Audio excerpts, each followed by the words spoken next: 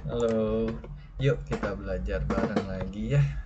Jadi di sini ada tentang tata cara pengurangan besarnya angsuran PPh pasal 25. Nah, sebenarnya hal ini sudah kita ketahui bahwa ketika kita dapat penghasilan yang tidak teratur, maka secara otomatis hal itu harus kita keluarkan dulu gitu ya. Karena kalau enggak nanti dihitung semuanya, akhirnya jadinya akan terjadi lebih bayar gitu. Nah, yuk kita lihat ya satu-satunya. Di sini dikatakan bahwa salah satu kewajiban pajak massa adalah pembayaran angsuran PPh pasal 25. Benar ya? PPh pasal 25 kemudian dapat dikreditkan dalam penghitungan PPh tahunan. Secara umum, PPh pasal 25 dihitung berdasarkan pajak terhutang pada SPT tahunan sebelumnya. Namun dalam kondisi tertentu, wajib pajak dapat mengajukan pengurangan jumlah angsuran atau cicilan PPh pasal 25. Nah, sebenarnya di sini sudah disebutkan bahwa dasar peraturannya itu salah satunya yaitu ada keputusan Dirjen Pajak Kep 537 PJ 2000. Nah, di keputusan Dirjen Pajak ini sebenarnya sudah lengkap sekali. Jadi kalau buat teman-teman yang mau baca lebih dalam lagi, ini bagus banget gitu ya. Jadi PPh 25 cara menurunkannya gimana, kemudian ketika nanti pembetulan, setelah pembetulan ternyata PPh 25-nya itu lebih dan sebagainya, apa yang harus dilakukan dan seterusnya. Nah, kita bahas khususnya untuk artikel ini adalah hanya untuk PPh 25. Dikatakan bahwa secara umum besarnya angsuran PPh 25 ditentukan dari penghasilan neto dikalikan dengan tarif pajak. Pajak terutang selanjutnya dikurangi dengan jumlah kredit pajak. Nah, kredit pajak ini yang dimaksud dengan kredit pajak seperti teman-teman sudah ketahui bahwa hal ini termasuk di dalamnya yaitu PPh 23, PPh 25 ya. Kemudian dibagi 12 atau banyaknya bulan dalam bagian tahun pajak. Bagi wajib pajak badan, penghasilan neto yang dimaksud untuk menghitung besarnya angsuran adalah penghasilan neto fiskal.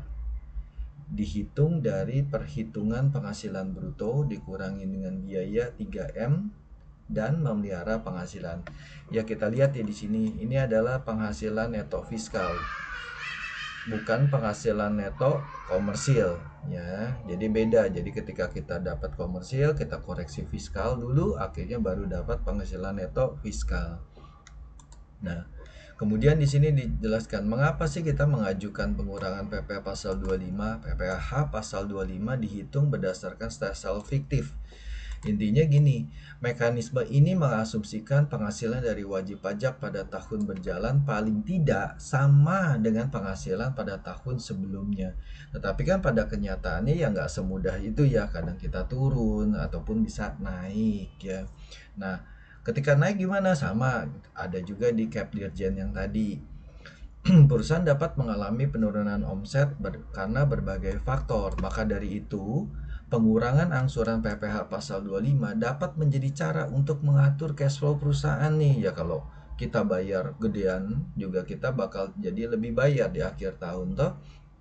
Apabila proyeksi menunjukkan terjadi penurunan PPh terutang pada akhir tahun, pengurangan PPh pasal 25 juga dapat mengurangi kemungkinan lebih bayar ya, yang tadi udah dikatakan. Tetapi di sini ada syarat-syaratnya, jadi nggak bisa kita main turunkan begitu aja. Jadi merujuk ke keputusan Dirjen Pajak nomor 537 tahun 2000, pengajuan permohonan pengurangan besaran angsuran PPh pasal 25 dapat dilakukan sesudah 3 bulan atau lebih ya. Jadi lihat, sesudah 3 bulan atau lebih berjalannya 1 tahun pajak. Untuk mendapatkan pengurangan, wajib pajak harus dapat menunjukkan bahwa PPh yang akan terutang nantinya untuk tahun pajak tersebut, jadi nanti diperkirakan itu kurang dari 75% gitu dari PPh yang terutang menjadi dasar perhitungan besaran angsuran PPh pasal 25. Berikut ini adalah tata cara nih pengajuan permohonan pengurangan besaran PPh pasal 25. Yang pertama, ya jelas kita harus mengajukan permohonan pengurangannya secara tertulis. Permohonan diajukan oleh wajib pajak kepada kepala KPP tempat wajib pajak terdaftar. Yang kedua, melampirkan perhitungan besaran PPh yang akan terutang sesuai dengan syarat dari CAP tadi. Wajib pajak harus menunjukkan perhitungan PPh terhutang berdasarkan perkiraan penghasilan yang akan diterima atau diperoleh dan besarnya PPh pasal 25 untuk bulan yang tersisa untuk dari tahun pajak yang bersangkutan. Jadi kalau menurut aku lebih baik jangan cuma melampirkan perhitungan besarannya doang, tetapi coba buktikan dengan dokumen-dokumen yang bisa dimiliki gitu ya. Misalnya contoh eh, izin yang belum dimiliki ya, kita belum ada izin, misalnya contoh kita ketika kita memasukkan sesuatu jasa ataupun barang kepada satu instansi, mungkin di situ harus ada izinnya. Nah, izinnya ini mungkin kita belum ada, belum bisa diperpanjang sehingga susah untuk mendapatkan omset yang minimal sama dengan tahun lalu. Intinya jangan cuma melampirkan perhitungan doang, tetapi coba buktikan itu, karena pasti nanti akan diminta feedback kembali gitu. Kalau posisinya kita memang bisa menunjukkan dengan bukti-bukti, pasti kemungkinannya itu bisa lebih besar diterima gitu. Nah, terus yang ketiga ini menunggu keputusan dari KPP. Jika dalam 1 bulan sejak tanggal diterimanya surat permohonan, Kepala KPP tidak memberikan keputusan, permohonan dianggap diterima. Setelah itu, wajib pajak dapat melakukan pembayaran angsuran PPh pasal 25 berdasarkan perhitungannya yang tadi ya, yang di nomor 2 tadi, untuk bulan-bulan yang tersisa saja. Jadi kalau bulan diajukannya di bulan 8, ya nanti untuk bulan berapa ya, untuk masa bulan 9, masa 9 sampai dengan masa 12 dan seterusnya. Nah, penyesuaian kembali angsuran PPh pasal 25 perlu dicatat dalam hal bisnis mengalami perbaikan ya. Penghitungan PPh pasal 25 dapat disesuaikan kembali jika dalam tahun pajak berjalan terjadi peningkatan usaha yang akan terutang untuk tahun pajak tersebut lebih dari 150% dari perhitungan PPh pasal 25. Besarnya angsuran untuk PPh untuk bulan-bulan tersisa dari tahun pajak yang bersangkutan harus dihitung kembali berdasarkan perkiraan kenaikan PPh terutang. Nah, hal ini bisa dilakukan bukan hanya oleh dari sisi wajib pajak, tetapi juga dilakukan oleh kepala KPP. Nah, kita lihat ya di sini Cap Dirjennya ya. Di dalam sini Cap Dirjennya ini adalah tentang penghitungan besarnya angsuran pajak dalam tahun pajak berjalan dalam hal-hal tertentu. Oke, di dalam pasal 1 ini hanya menjelaskan definisi saja. Di dalam pasal 2 juga besarnya. Oke, di dalam ini kita lihat nih. Nah, di sini di dalam pasal 3 ini dijelaskan yang dimaksud bagaimana sih bahwa kita ketika kita dapat penghasilan, semua penghasilan, kita nggak bisa ngakuin bahwa ini penghasilan ini semuanya penghasilan teratur.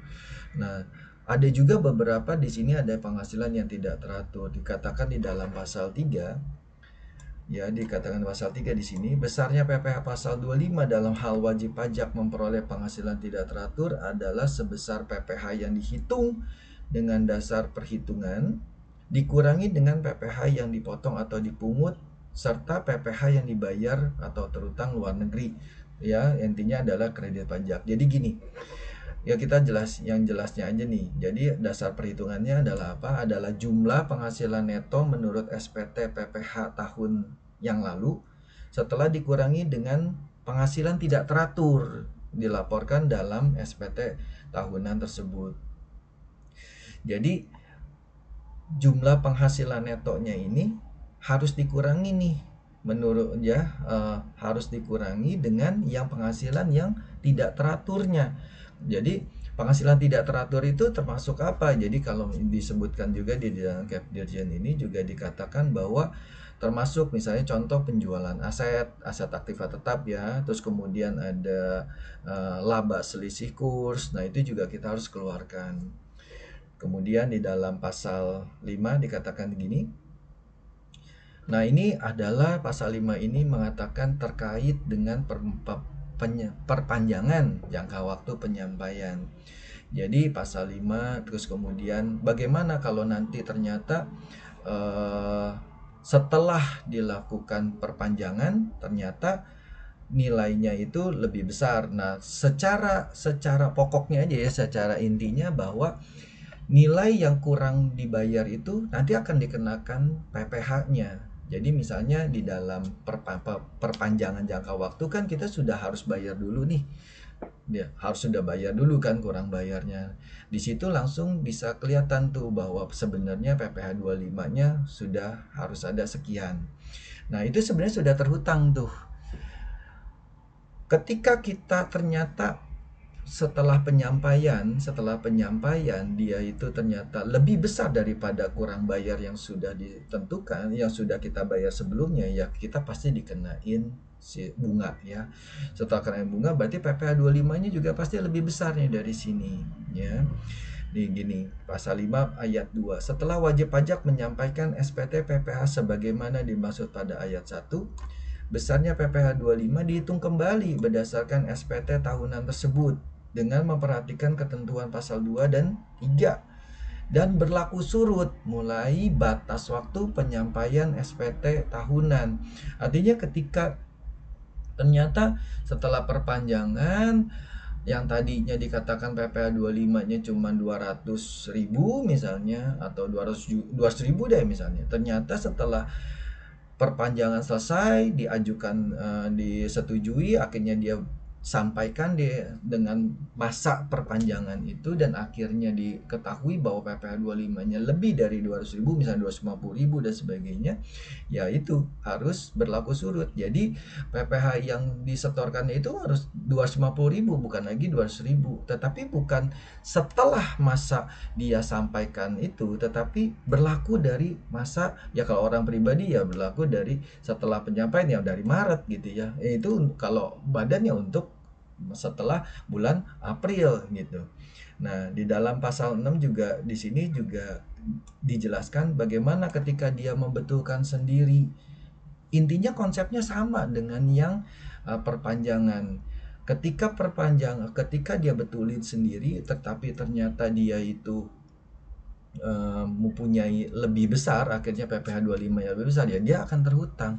Dia ada sanksi bunga juga di situ. Lalu kalau misalnya dibetulin nih, tetapi ternyata SPT tahunannya menghasilkan PPh 25 yang lebih kecil, gimana? Nah, dia bukannya diminta balik gitu ya, bukan direstitusi, tetapi dia harus di dalam pasal 6 ayat 3 dikatakan bahwa kelebihan setoran PPh pasal 25 dapat dipindah bukukan ke PPh pasal 25 bulan-bulan berikutnya setelah penyampaian SPT tahunan pembetulan. Jadi kalau dia itu dibetulkannya di bulan 8, terus dia ada lebih bayar, seakan-akan lebih bayar PPh 25-nya. Nah, itunya kita bisa pindahkan. Oke, ternyata dari 200 harusnya cuma 200 tetapi dibayar 250. Nah, itu sisanya kita bisa pindahkan ke bulan-bulan berikutnya, yaitu dari bulan 8, yaitu bulan 9, 10 dan seterusnya. Nah, kemudian di sini tadi juga udah dijelaskan, intinya kalau di dalam pasal 7 itu ya tadi ya bahas tentang bagaimana sih penurunan itu boleh dilakukan gitu ya, bahwa tersebut kurang dari 75% dari PPh terutang. Jadi kalau dia itu PPh terutangnya setelah dihitung-hitung nggak mencapai 75%, ya pasti nanti juga akan ditolak gitu ya. Nah, pengajuan permohonan juga jangan sampai salah. Pengajuan permohonan ini juga harus dalam bentuk tertulis, dikirim, kemudian juga arahkan ke KPP terkait gitu ya. Nah, kemudian jangan lupa harus selalu disampaikan perhitungannya seperti apa. Kemudian dari sisi si wajib pajaknya juga seperti yang tadi udah disebutkan, jangan lupa untuk selalu memberikan bukti pendukung bahwa kenapa sih penurunan omset bisa terjadi gitu ya, atau bisa buktikan dengan hal-hal lainnya. Intinya kalau kita bisa melakukan permohonan untuk pengurangan, ya kita juga harus bisa buktikan dengan dokumen-dokumen yang kita ada. Jadi bukan cuman asal perhitungan kita bikin, kemudian kita sampaikan begitu aja, tapi nggak ada bukti, ya secara otomatis itu juga akan jadi bumerang buat kita gitu ya. Jadi kita diketahui bahwa ya kita bikin pembukuannya juga mungkin akhirnya jadi kelihatan nggak baik, ataupun juga pengajukannya tanpa dasar, akhirnya ditolak juga. Oke, segitu dulu. Nanti kita akan bikin lagi video-video berikutnya. Oke, see you guys. Thank you.